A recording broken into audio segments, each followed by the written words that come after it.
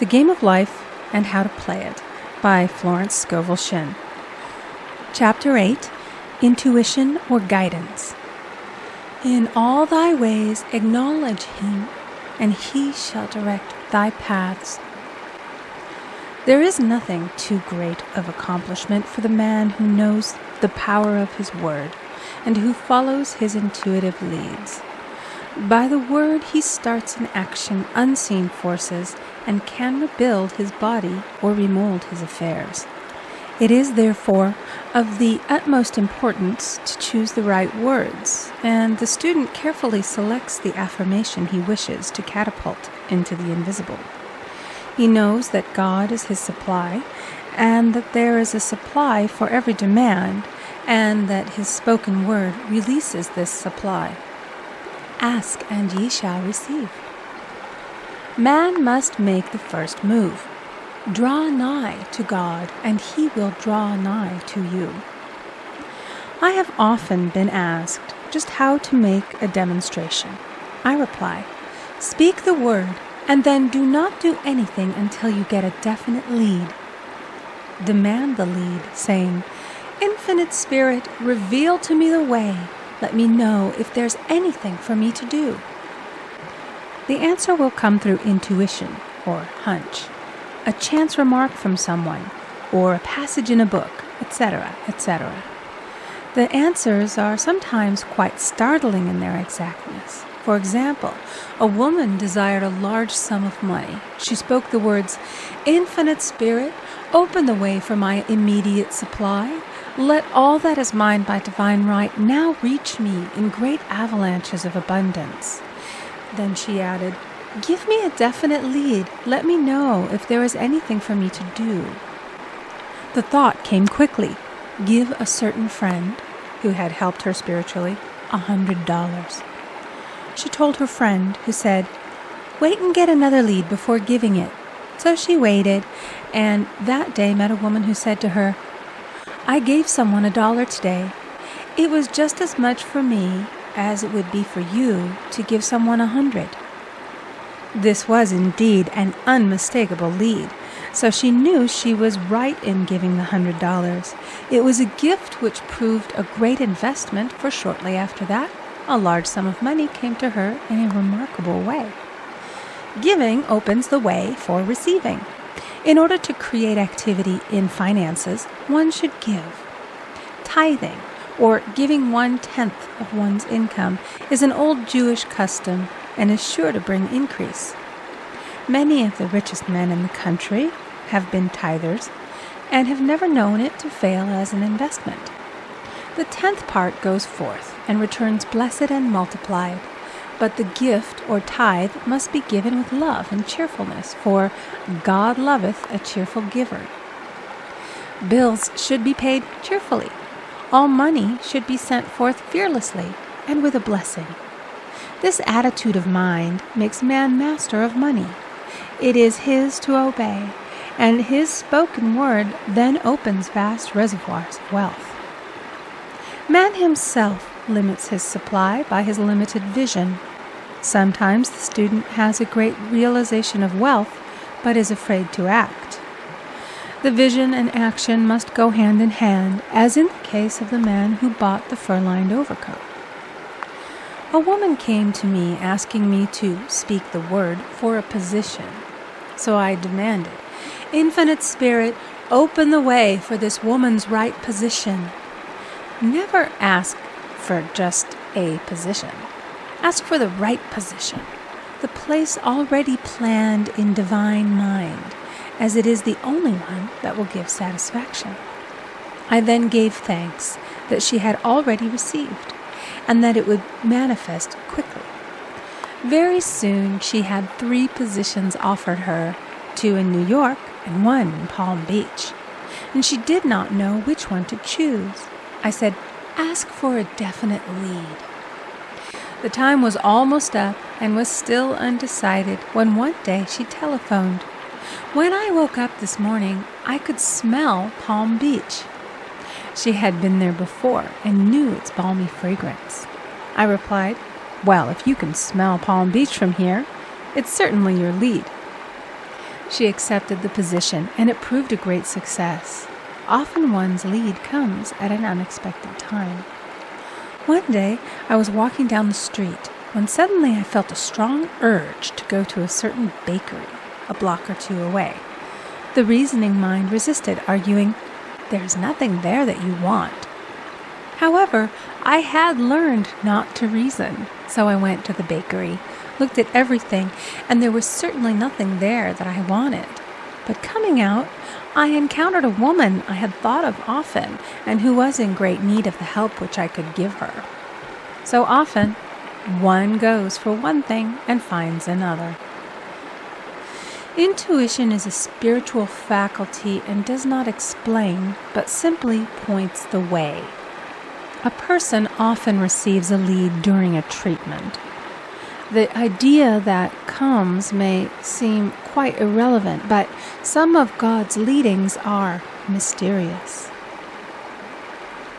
In the class one day, I was treating that each individual would receive a definite lead. A woman came to me afterwards and said, "While you were treating, I got the hunch to take my furniture out of storage and get an apartment." The woman had come to be treated for health. I told her I knew in getting a home of her own, her health would improve, and I added, "I believe your trouble, which is a congestion, has come from having things stored away. Congestion of things causes congestion in the body.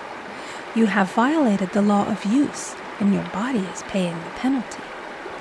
So I gave thanks that divine order was established in her mind, body, and affairs. People little dream of how their affairs react on the body. There is a mental correspondence for every disease.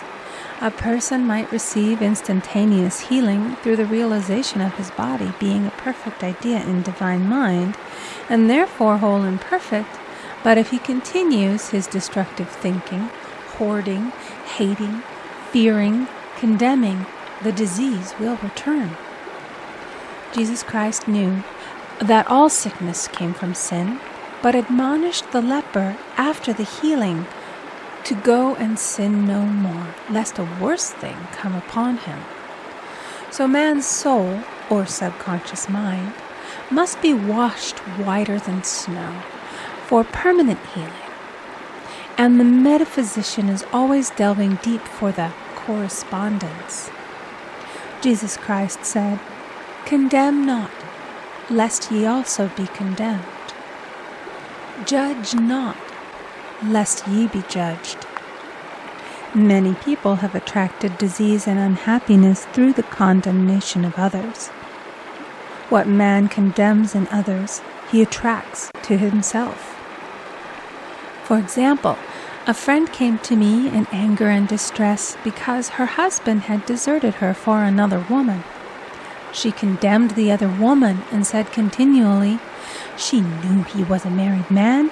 She had no right to accept his attentions." I replied, "Stop condemning the woman.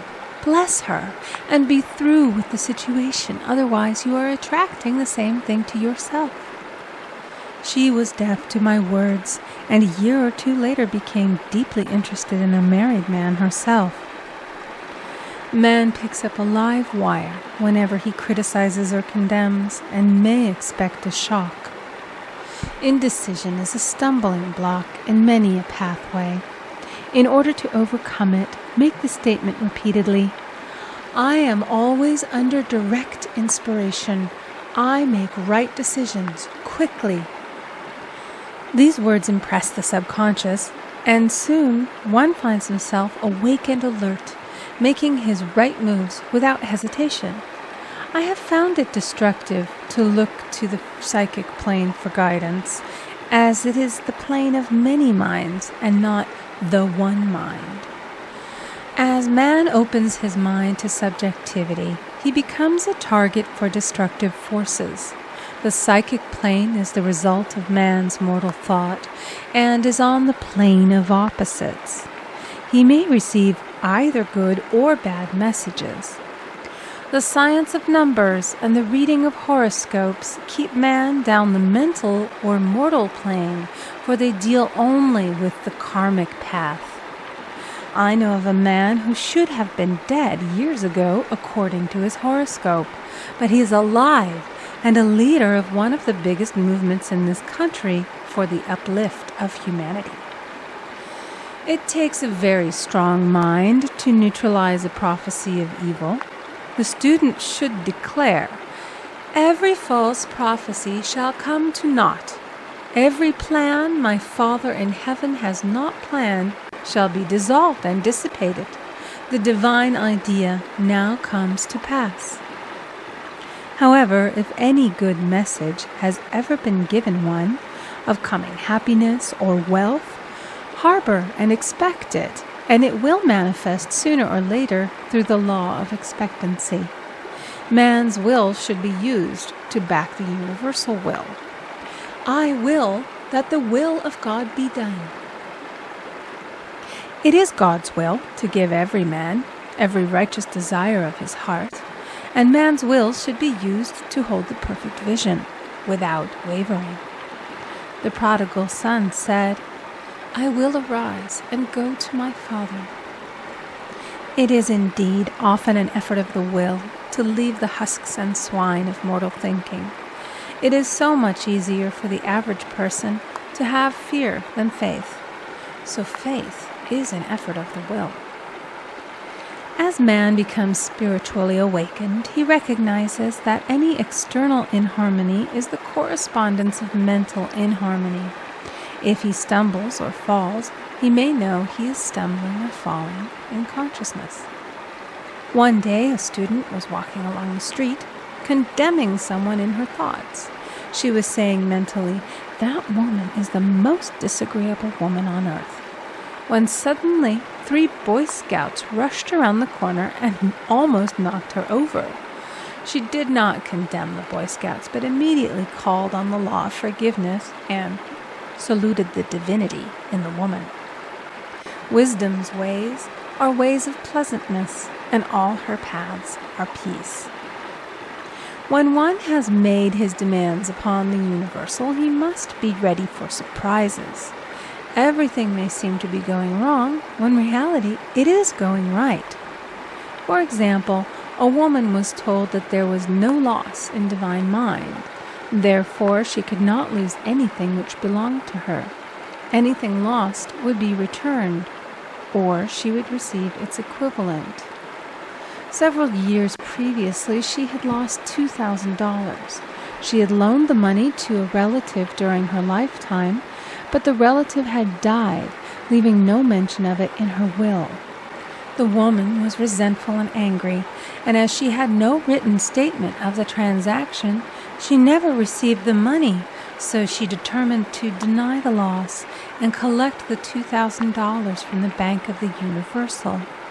She had to begin by forgiving the woman, as resentment and unforgiveness closed the door of this wonderful bank. She made this statement, "I deny loss. There is no loss in divine mind. Therefore, I cannot lose the $2,000 which belong to me by divine right. As one door shuts, another opens." She was living in an apartment house which was for sale, and in the lease was a clause stating that if the house was sold, the tenants would be required to move out within 90 days. Suddenly, the landlord broke the leases and raised the rent. Again, injustice was on her pathway, but this time she was undisturbed. She blessed the landlord and said, "As the rent has been raised, it means that I'll be that much richer, for God is my supply." The new leases were made out for the advanced rent, but by some divine mistake, the 90-day clause had been forgotten. Soon after, the landlord had an opportunity to sell the house. On account of the mistake in the new leases, the tenants held possession for another year. The agent offered each tenant $200 if he would vacate. Several families moved. 3 remained, including the woman. A month or 2 passed, and the agent again appeared. This time he said to the woman, "Will you break your lease for the sum of $1,500? It flashed upon her, "Here comes the $2,000. She remembered having said to friends in the house, We will all act together if anything more is said about leaving. So her lead was to consult her friends. These friends said, "Well, if they have offered you 1,500, they will certainly give 2,000. So she received a check for $2,000 for giving up the apartment. It was certainly a remarkable working of the law, and the apparent injustice was merely an opening for the way for her demonstration. It proved that there is no loss, and when man takes his spiritual stand, he collects all that is his from this great reservoir of good. I will restore to you the years the locusts have eaten." The locusts are the doubts, fears, resentments, and regrets of mortal thinking. These adverse thoughts alone rob man, for no man gives to himself but himself, and no man takes away from himself but himself.